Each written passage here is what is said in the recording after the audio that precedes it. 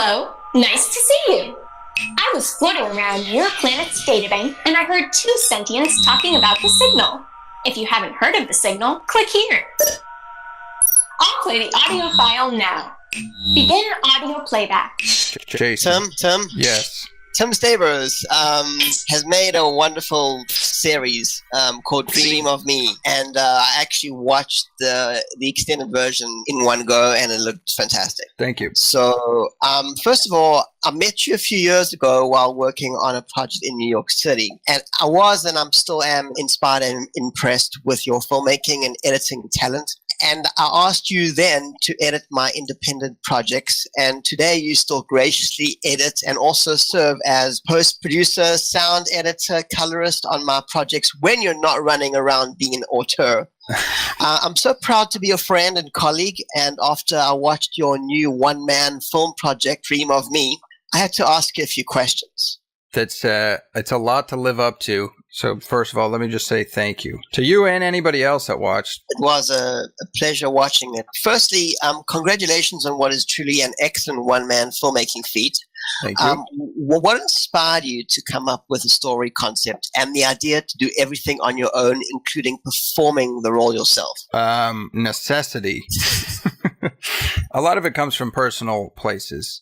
But the biggest thing, which I think a lot of filmmakers can relate to, is that when you're young and you're making a movie, you know, you don't have anything really to work with except for maybe a camera. And I wanted to make a movie now the same way I made them when I was a kid, which was by myself.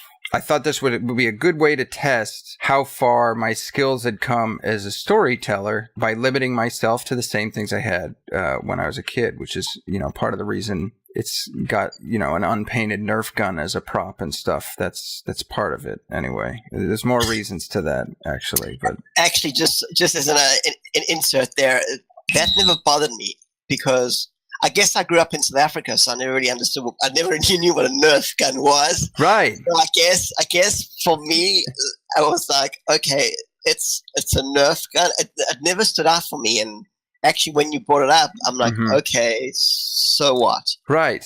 You know, and I think actually, like, the thing is like Luke Skywalker's lightsaber is made from one of those old gigantic film cameras with the handle of the flash of one of the, I forget the model or whatever, but or a better example is have you seen Aliens, James Cameron's Aliens, right? Of course, yeah. You know that when the Marines have their giant guns, they're wearing Steadicam rigs, and the guns are strapped to Steadicam rigs, and you know, no one knows. I mean, right? Yeah. So, in terms of the story concept and the idea that you came up for your character to be in this space, to be in this unknown world, where did you come up with that concept from? Well, I used to live outside of the Boston area. When I was about 15, I moved away, and then I kind of had moved all around the country, and then eventually 2 years ago, I decided was kind of going through that midlife, quarter-life crisis that everybody goes through, where you kind of start to think, okay, I should probably do something that's a little bit more stable and stop living like a college kid, because I haven't been in college for almost a decade now, you know. And then, so I decided to go back to the Boston area, and then I started looking up friends and stuff, and it felt very foreign to me. Like I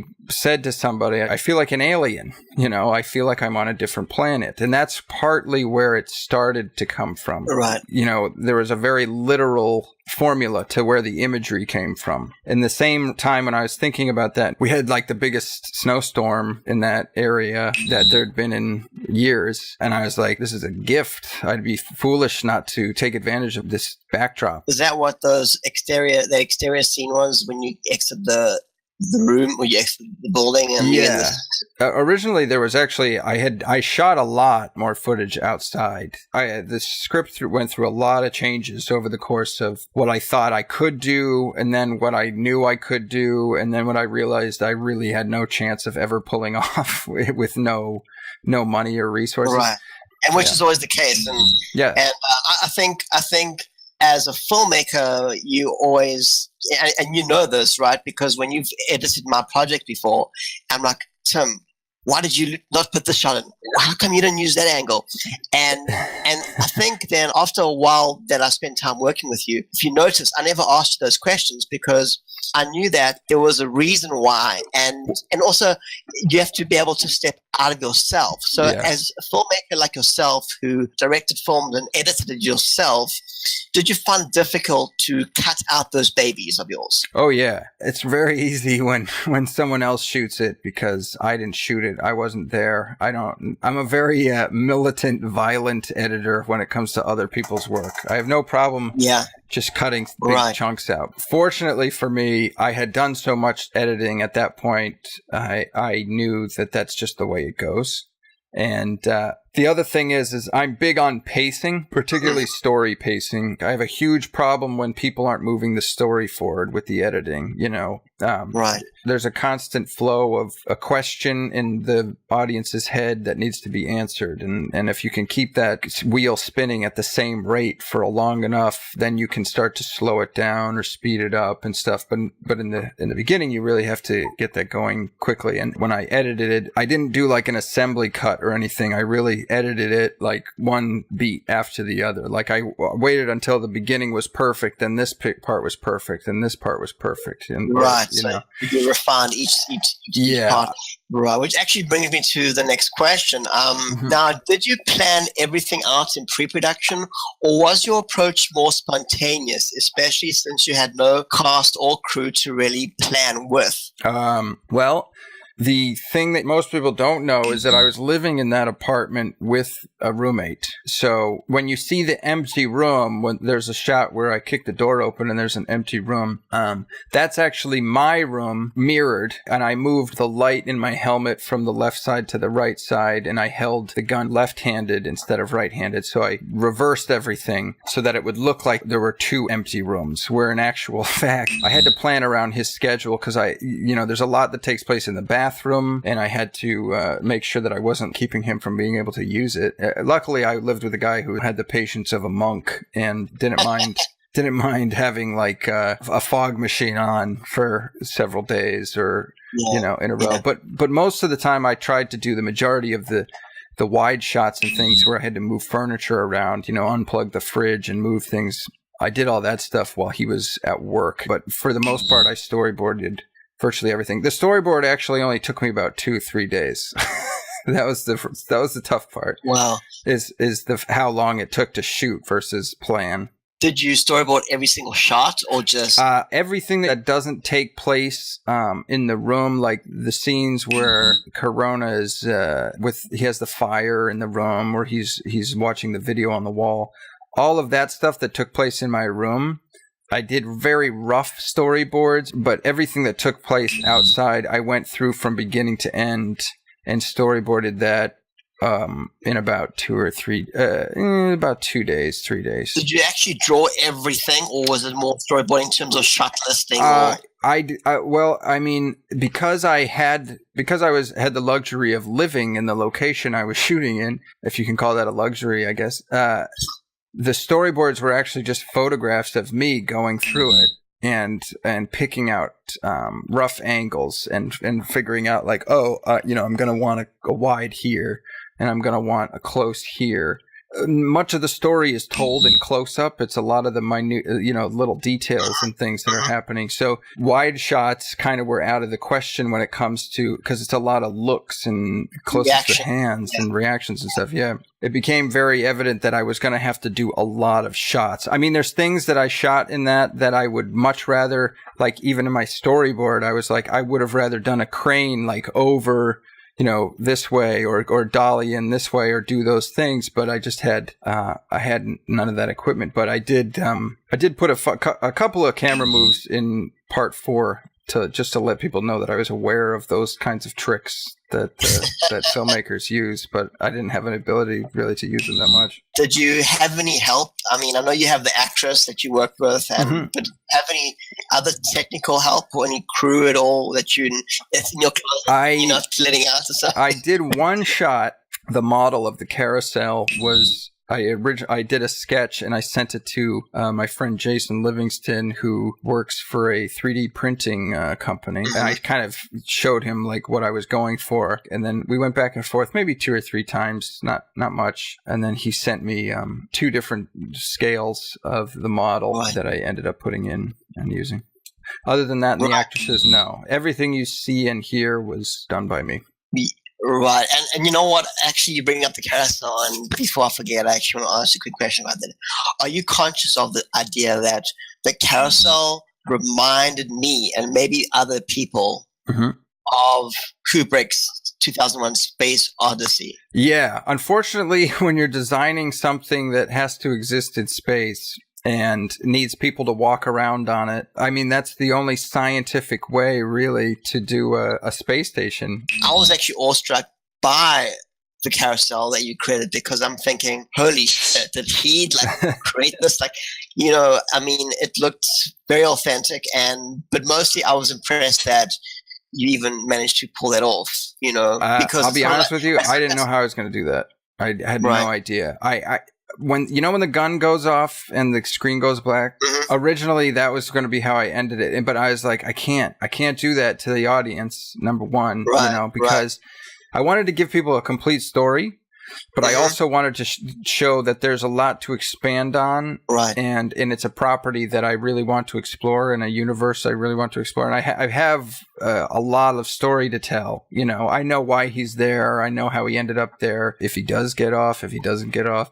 I know about the inhabitants, and there's different characters within there, but I will be honest with you, I knew I needed to see a big wide exterior shot, and then I kept conceiving this long credit sequence where, you're flying through space and stuff, and I was like, I have no idea how to do any of that.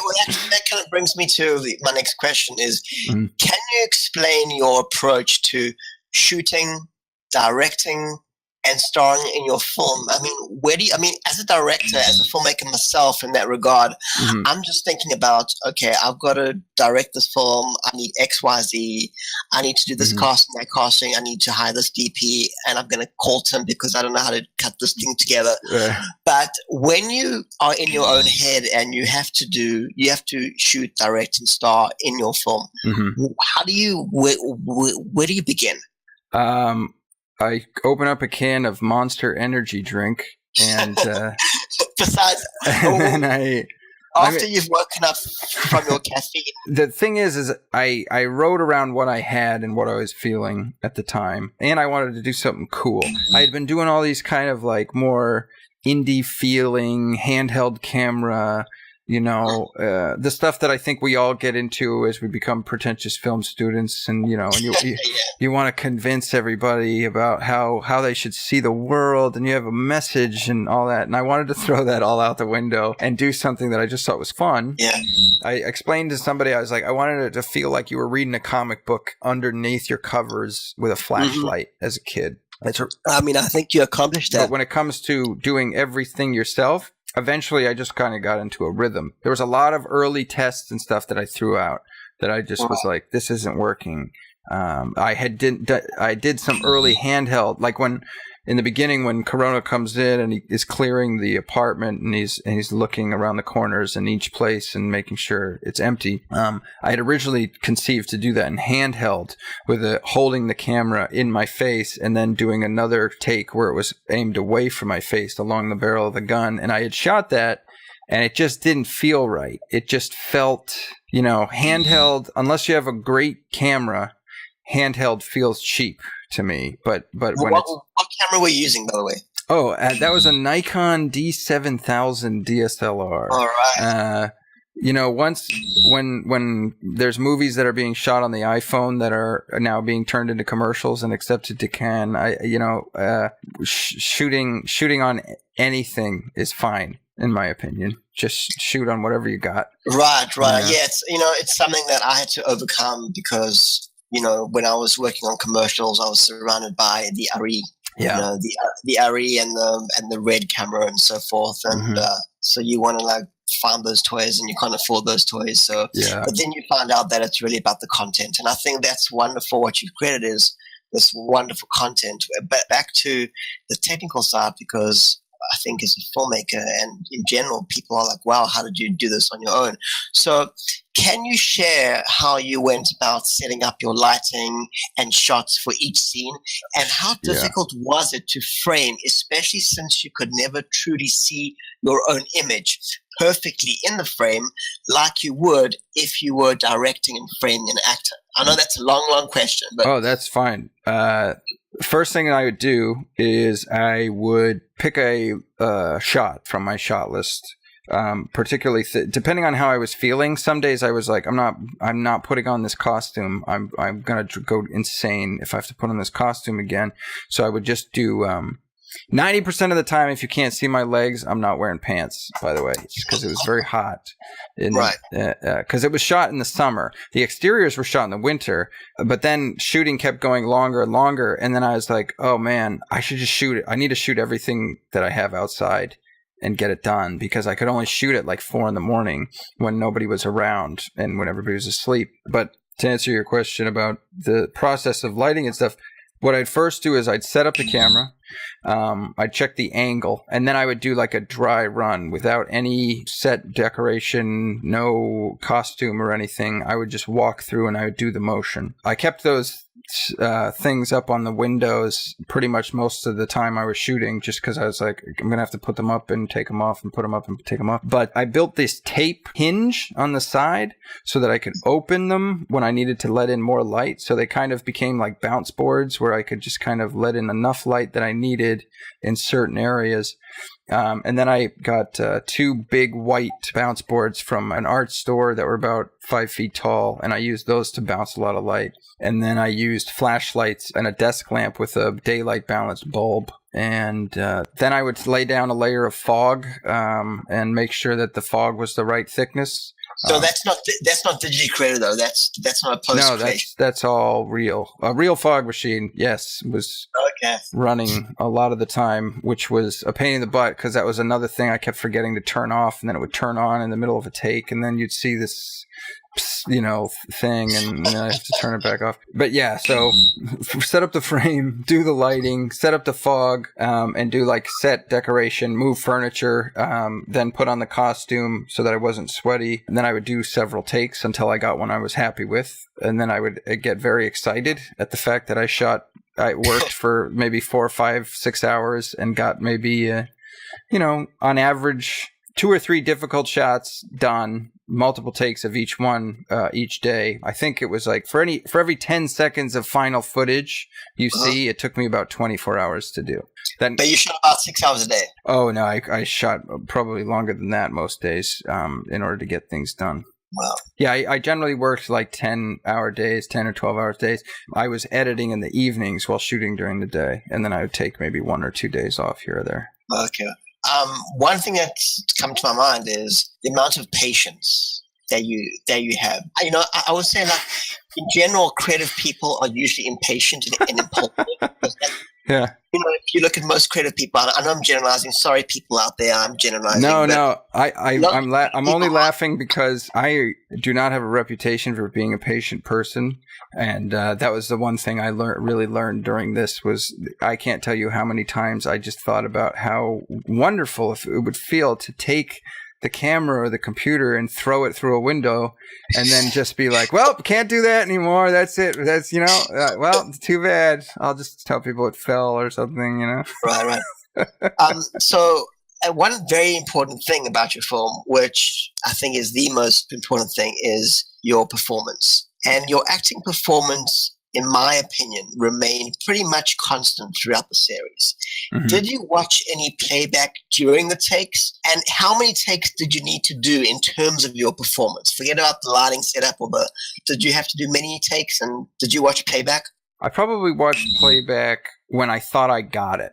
An actor can feel like whether or not they want to do another one. Like they'll say, can I do one more? And I got to the point where because I was so exhausted from setting up the shots and things, I would literally take an hour break. I would set up everything, and then I would go and have lunch, and I'd sit outside because I had to get in a totally different headspace for certain scenes. Or there was times when I would set up the whole shot, and then I'd go to bed so that the next morning when I woke up, I could do the shot without looking miserable and exhausted. Although the character is supposed to be kind of miserable and exhausted for most of the stuff. But thank you for complimenting it, because that was probably one of the things that was hardest to get comfortable doing. Yeah, I always think that you always see directors who perform in their own films, Kevin Costner, etc. That's because we're all arrogant jerks and we love to be the center of attention. But what people forget is that they have, an assistant director who very close to the director. He understands what the director needs. You have the cinematographer who understands probably a bit more even than the director does in terms of the shot and what they need. So you have those people to bounce off of. And the fact that you are almost secluded in your own little space where you have no one there on set to say, you know what, Tim, maybe you need to do it this way, or maybe you need to, just take a few more minutes, or you know what I'm saying? Right. So yeah, luckily there wasn't like a room trashing scene or yelling at a spouse scene or anything like that. Something like that, of course, I would prefer to have, someone else there to tell me how it's coming across, because that was one of those things where I was really hard on myself with the acting. But as time went on, I started to realize what the director wanted, and then I started to give it to him earlier. So ultimately, which I think is impressive for a young filmmaker like yourself, to have the discipline to know when something is good or bad, but also the self-awareness to see yourself and to be vulnerable with that, and to be self-critical and also focused.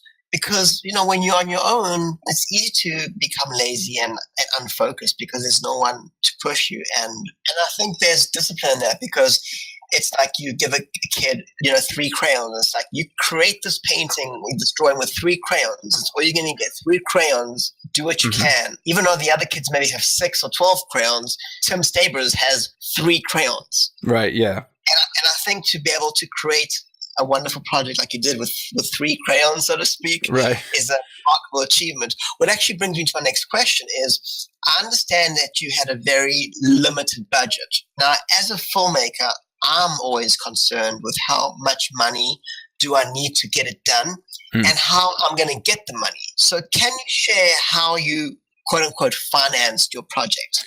Easy. I didn't. I looked at my bank account and realized there was very little in it, but I carefully budgeted out my personal expenses to allow me to work on the film. Other than the fog machine and the motorcycle helmets, everything else was stuff I had or that I found or collected, either off the street or whatever, But yeah, when it comes to money, there was none. It's hard to explain, but I just started to get this sense of like, okay, if I spend this much on groceries and this much on all my other expenses, that's all you need.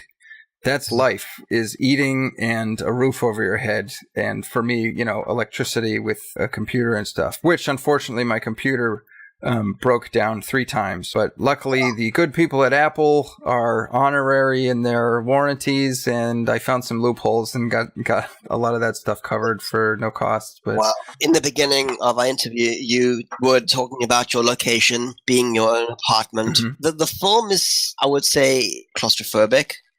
And I'm assuming that's the feeling that you went with. Are there any locations besides your home that were in there that I didn't see? Like, I just feel, because there was so much information in such a short time that I feel like I may have to go back and watch it a 3rd time just to kind of, maybe I missed a location. Because I think, and that's just a compliment to your editing flow, like you're talking about pacing before.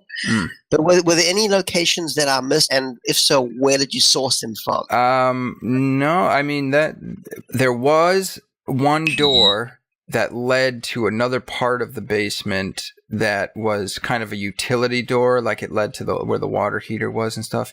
And because I didn't want to address that door, I pasted over kind of with one of those bounce boards for certain shots. I put it over the door so that there wouldn't be a door there at all. And then there was right when he comes into the stairs over to the left, there was another set of stairs, but that's where I pushed the fridge and I made it look like it was just an extended wall there, and then avoided showing that with the camera. Another couple things that I did to make it feel more claustrophobic and make it feel a little bit otherworldly was, if you notice, there's no outlets or light switches throughout the whole apartment, and that was something I removed in post. And then there was a couple of windows that I erased because I didn't want to address those either. That's awesome. And for all the technical wizards out there, I'm sure they want to know this.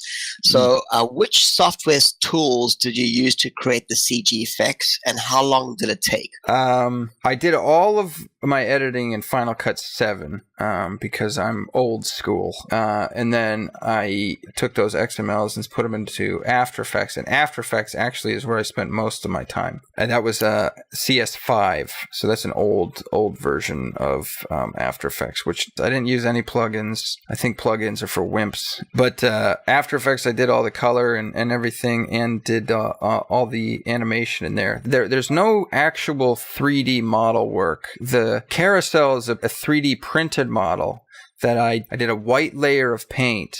And then I took photographs of it. Then I used that and I put it into After Effects. And then in After Effects and with Photoshop, I did like a digital paint layer over it. And then added like all the lights were things those are flashlights and things that I shot in the dark. I shot real footage of, and then I superimposed those. Just give it a more real kind of feel. Everything has like a digital element, but there was always a real element being superimposed on top of it that I thought. I thought it just kind of gave it a more of a organic feel that way. I think that's what made it very real, because you had that, you shot that in camera, and then you kind of I think the computer is great at erasing things and duplicating things. You can take a real light and duplicate that light in the computer, and it does a great job at duplicating something that's really shot. But when it comes to generating imagery, I think either you generate the whole thing in the computer, or you don't generate anything in the computer, or as little as possible. So back to just a quick question about the CG again. Your CG effects were meticulously blended into your scenes. Mm-hmm. Were you concerned that they would stand out too much and therefore lose their authenticity? Absolutely. That was the biggest fear. And how did you avoid that? The wall projection scenes with Dot, and she's, the helmet is projecting onto the wall. The biggest thing that I feel sells that those are there is having something in front of them. Mm-hmm. So by trimming out the shoulder or having it go below the camera, and then also in that particular scene, you'll notice that over on the corner, the projection is hitting the edge of the wall, so a little bit of it is bleeding in onto the corner, and it's a little bit out of focus, a little blurry. Like that's or there's like a hole on the wall from where he shot the gun, and there's a little bit inside the hole. Those were the types of things that I had no idea what I was doing when I started, but as I went, I was like, okay, if I do this, that will just give it a layer of authenticity that visually it looks like it's all there occurring at the same time. Yes, so there was some texture to it, which I think definitely lends to authenticity. Yeah. Are there any one-man crew technical feats you'd like to share that you're most proud of? One of the things I like most is the shot with the fence at the end. It's a rack focus down the length of the fence as he's running out. It's like one of the few exterior shots. Mm-hmm.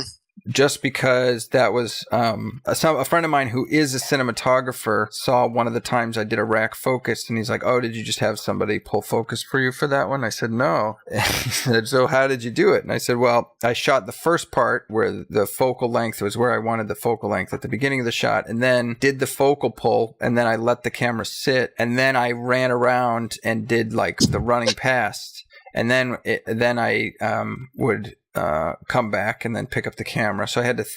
So those were the types of things that, like, if you didn't get it on the first take, I mean, it's just running past the camera, so it's not a big deal. But if I didn't get it on the first take, I'd have to do the whole thing again. So you had the two layers basically. So you had the layer that was in focus, the layer that was out of focus, and then you just blend the two layers together. Right. Exactly.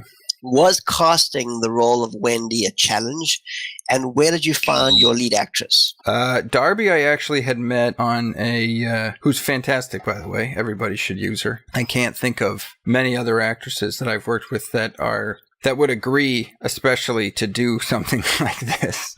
You're a filmmaker. You know how hard it is to get anybody to agree to be in anything, especially when it's low budget, because, that's somebody's image. Nobody wants to look stupid, so they have to have a tremendous amount of trust in you. Luckily, I had worked with Darby on an earlier music video shoot where I was the director of photography, but she really liked my work with that. So then she was like on board when she heard I needed somebody. I needed somebody that was like kind of a classic beauty. And I was like, she's not going to have much screen time. And it's not really a flattering angle. I knew like it's not really a wonderfully flattering angle.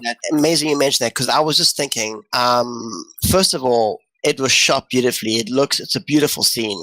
Thank you. I love how you came from your face in one location and then you were in this new location, and it was classic. It felt like World War II, right? Yeah, right. And I was thinking, to film that angle of an actress, it either takes a lot of convincing right. or she really has to believe in her role and what you are trying to accomplish.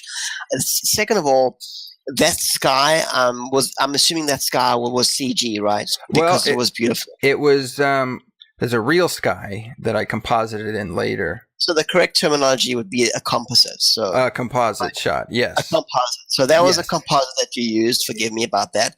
Your wardrobe. It's hard for me to design my own wardrobe in general, but to kind of conceptualize this outer world environment. What inspired you to come up with those wardrobe designs, and was it difficult finding those materials, like the pipe coming out of the helmet? Like, I know you bought the helmet, that backpack that you wore, and so forth. It came from kind of the first thing I had a desire to do was to make a hero silhouette. I think all the best heroes in pop culture have great silhouettes that are kind of recognizable everywhere. Right. Mickey Mouse is just 3 circles. Yeah. Batman, that's a silhouette that you put up there and people know it's Batman. That's the power of branding, really, in my opinion.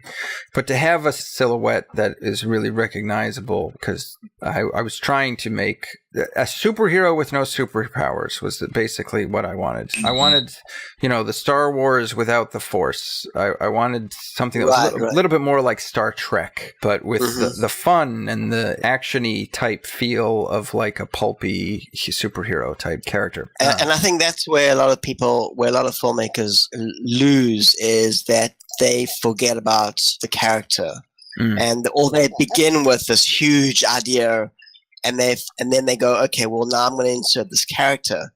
Right. But what you did is you started off with the character and then kind of worked that way. So. Right. I was like, here's a guy who's alone. It came from where I was personally at the time, but that's just the seed. It's like, okay, he can't go outside. Why can't he go outside? Well, there's something bad outside. Well, what's the something bad? Why is there something bad after him? Some of those things I got to answer in the series, and some of those I didn't, because I'm not big into cramming a whole bunch of expositional dialogue down people's throats just so that they have things answered. I like to have that stuff come out organically over the course of a movie, which I just couldn't do, but I wanted to leave a little intrigue, see if people were interested in it going further. And I think that's what audiences miss these days, is that the filmmaker is not really respecting them. They're not allowing them to think for themselves. Agreed. The alien. Yes. How did you create that? Well, which part? I guess. Well, when he comes when he comes in the door and you kind of see more or less. I don't know, it was a shadow.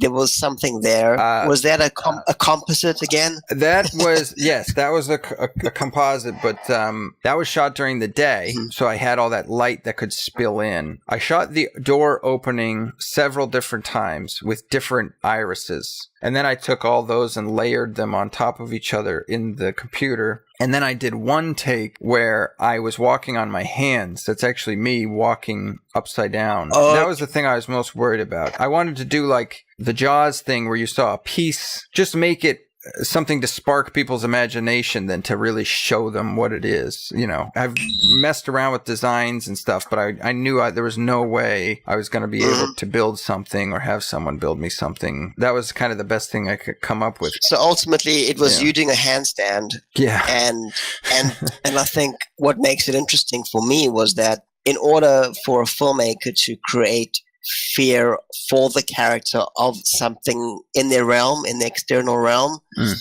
a lot of times filmmakers would show what that fear is. But what's more fascinating to me is how you created the feeling of the imminent threat without actually showing what that threat is. Because it's that idea that there's something out there. It's either going to get the character or it's going to get you. Right. And it only matters, though, if you care about that character. It has very little to do with the design of the monster, the sound of the monster, you know. Exactly. And that's just, the subjectivity of art is whether or not you're going to connect. I knew I had to convince people by that point in the story that there could be something out there, and my skills as a filmmaker up to that point would let you be like, oh, did he really build something? Did he really make something that's going to come through there? Like, yeah, because at that point you're either in the story or you're not. You're either with him and you care about what's going to come through the door, or you don't. And that was kind of the ultimate challenge for me, was if you don't care at that point, then you probably didn't care the whole time. And you probably turned the series off, 2 episodes ago. Right. How do you feel about sharing all your tricks of the trade? Oh, I hate it. I think it's terrible. No. I guess it's important at this point. But it's tough because I don't want to apply meaning to anything to take it away from people. Like I used to think like, oh, once you start telling people where things came from or what it means, then it stops being their movie too. So I try to avoid it. But at this day and age, I think that those people who want to know will seek it out no matter what. Like if there's a distinction between telling people how you accomplish something and telling people what the symbols mean or what. Right. So, what you were saying about sharing how you accomplish things. I think besides like, wow, the story is amazing. How did you come up with the story? Where did you begin with the character and so forth? For me as a filmmaker, what kind of inspired me to want to sit down with you too was, oh my God, you did this with one person, like a one-man movie, essentially. And I understand, and any filmmaker understands the challenges, especially when there's no budget or there's a low budget and you're begging and borrowing to accomplish something like that. And then you have, Tim Stabers in his bedroom making his movie, and it comes out like, wow, how the hell did he do that? And so I think that's really worth exploring, and I'm personally grateful to you for sharing your how you did this and your insights, because I think at a time, like you said, where anybody can pick up a camera and do anything, just to pick up a camera and film something is easy, but to film it and make it good and make it look good and actually have content and texture and everything that a film needs in order to connect with an audience, that is something that not many people can do. So thank you. You're welcome. So that's where I've known you for a couple of years. I know that you're a good filmmaker. I've seen your projects before. But then it's like he's a filmmaker and an auteur, but he's literally an auteur. It's not like that's a hot debate with most people, is the auteur theory. Is the film the result of one person, or is it the result of a whole big collaboration? Right. So I know you're doing lots of branding right now. What's the goal with the branding? Well, right now, Dot is more or less the logo. I guess she would be like the bat symbol or the Superman S, that type of thing. So when it comes to a lot of that, she has an Instagram. You can follow her at Databank Operator Technology, and I have a lot of things planned with that character, kind of aside from the series, little things for the web and stuff. But right now, when it comes to branding and things, I've took a bunch of publicity stills and things, and I'm making posters and T-shirts and things like that. But really, it's all just word of mouth and people sharing. I want it to be as homegrown as possible. The whole project, I wanted it to feel like it was just punching through the noise. I like it was just blasting through from somewhere where nobody knew where it was coming from. I wanted it to be like a viral thing where all of a sudden everybody goes... Like, I want people in film schools to be like, we watched La Jetée and then we watched Dream of Me. You know what I mean? So, what's the future of Dream of Me, and will there be more episodes? Are you looking to edit it into a feature? Well, right now, the web series as it exists is really it's the pilot. It's also the first. I would say I would tell the story faster if it was a feature, but all those same story beats would be in there. I would redo it probably in 10 to 15 minutes, and then I have like a whole movie worked out. I think a series would be fun because there's like several short films, so you get there's more of an opportunity to change up the tone. Well, with a movie, you do a tone and you have to keep that tone pretty consistent throughout the whole thing. With a series, with each episode, you can start from a slightly different place and then have the tone be radically different from episode to episode. But the ultimate goal right now is to just get it seen and then get things lined up in terms of offers maybe for people who are interested in doing a feature. Ideally for me, I would do a feature. Right. However, there are more opportunities, I think, right now for TV with series. So I do have a plan for a series, but ultimately to me, it would boil down to whoever gave me the most control over the final product. And right. And I would agree that it definitely, in terms of the Amazons and the Netflixes, they definitely are giving filmmakers more leeway and more creative freedom than the networks or than movies. And like you said, because they just can. Right. I do want to say that it's been awesome talking to you, and I'm so grateful that you managed to sit down with me and share your insights into how you did this project, because I think it's so valuable for everybody to know. Well, that's very nice of you to say, and I would gladly sit down and have a conversation with you whenever. Well, thank you, Tim Stabers, for having this conversation with me, and I wish you much luck and success. Thank you very much. Audio playback complete. Wow, it seems like the signal is starting to be received by sentients all over your planet. What great news! Now, don't forget, spreading this signal throughout the galaxy is the only way we can help save our friend Albus Corona. Thanks for your time, and I'll see you around the databank.